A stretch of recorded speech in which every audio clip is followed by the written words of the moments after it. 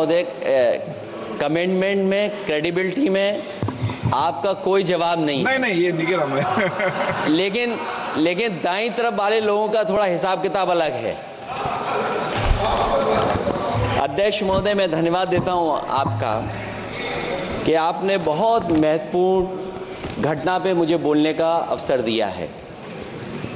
संभल जो इसलिए जाना जाता था कि भाईचारे के साथ वहाँ रहते हैं लोग, वहाँ अभी से नहीं, सदियों पुराना भाईचारा हजारों साल से इसी तरह रहते आए हैं।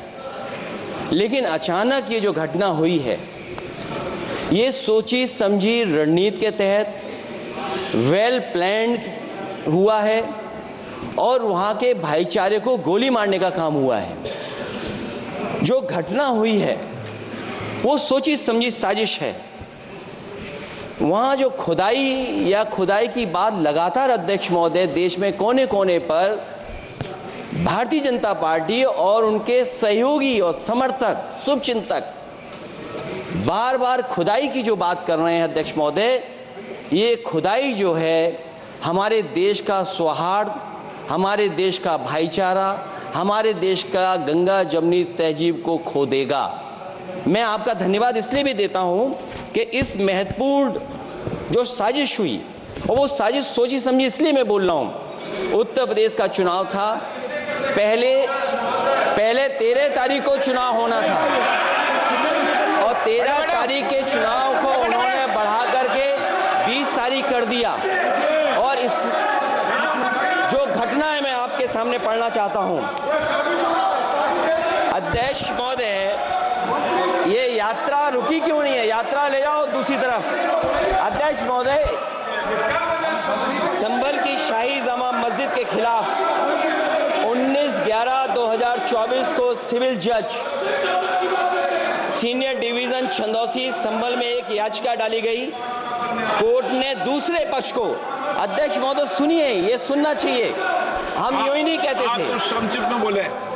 अध्यक्ष महोदय, हम यूं ही नहीं कहते थे कि संविधान ये मानती नहीं सरकार। हम यूं ही नहीं कहते थे कि संविधान नहीं मानती। जब प्लेसेस ऑफ वर्शिप एक्ट है, प्लेसेस ऑफ वर्शिप एक्ट है, हम बनते तो बहुत कुछ हैं। संभल के शाही जामा मस्जिद के खिलाफ 19/11/2024 को सिविल जज सीनियर डिवीजन चंदौसी संभल में एक याचिका डाली गई। कोर्ट ने दूसरे पक्ष को सुने बगैर उसी दिन 19/11/2024 को सर्वे के आदेश दे दिए। ताज्जुब की बात है, संभल के जिलाधिकारी संभल और पुलिस अधीक्षक संभल आदेश को पढ़े बगैर 2 घंटे के बाद सर्वे के लिए पुलिस बल के साथ शाही जामा मस्जिद पहुंच गए। जामा मस्जिद की कमेटी, जनप्रतिनिधि, उलेमा इकराम, सभी अधिवक्ताओं ने सहयोग दिया। जिलाधिकारी संभल और पुलिस अधीक्षक संभल ने 2.5 घंटे सर्वे के बाद कहा सब सर्वे पूरा हो चुका है और अब रिपोर्ट कोर्ट को भेज दी जाएगी। लेकिन दिनांक 22/11/2024 फ्राइडे को जुमे की नमाज के लिए लोग नमाज अदा करने के लिए जामा मस्जिद पहुंचे, लेकिन पुलिस प्रशासन ने बैरिकेड लगा दिया ताकि लोग नमाज न पढ़ सकें। उसके बाद भी लोगों ने संयम बरतते हुए नमाज अदा की और किसी प्रकार का विरोध प्रदर्शन नहीं किया। 29/11/2024 को कोर्ट की अगली तारीख तय थी। शाही जामा मस्जिद की कमेटी और मुस्लिम समाज के सभी लोग कोर्ट में केस की पैरवी के लिए तैयारी कर रहे थे, परंतु दिनांक 23/11/2024 की रात पुलिस प्रशासन द्वारा कहा गया 24/11/2024 यानी अगले दिन सुबह को दोबारा सर्वे किया जाएगा।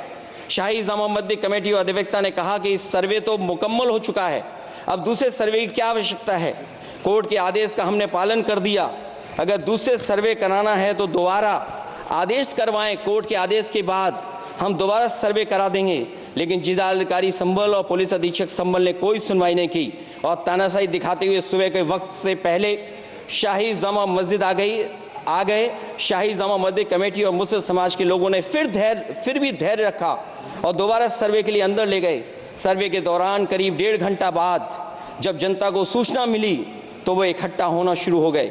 लोगों ने सर्वे का कारण जानना चाहा तो सर्किल ऑफिसर ने उनके साथ गाली गलौज की और लाठीचार्ज करवाकर बुरी तरह जख्मी कर दिया। इसका विरोध करते हुए चंद लोगों ने पत्थर चलाए, जिसके बदले में पुलिस के सिपाही से लेकर के अधिकारियों तक ने अपने सरकारी और प्राइवेट हथियारों से गोलियां चलाईं, जिसका वीडियो रिकॉर्डिंग है, जिसके एवज में दर्जन लोग गोलियों से घायल हो गए हैं। 5 मासूमों जो कि अपने घर से सामान लेने के निकले थे, उनकी मृत्यु हो गई। संभल का माहौल बिगाड़ने में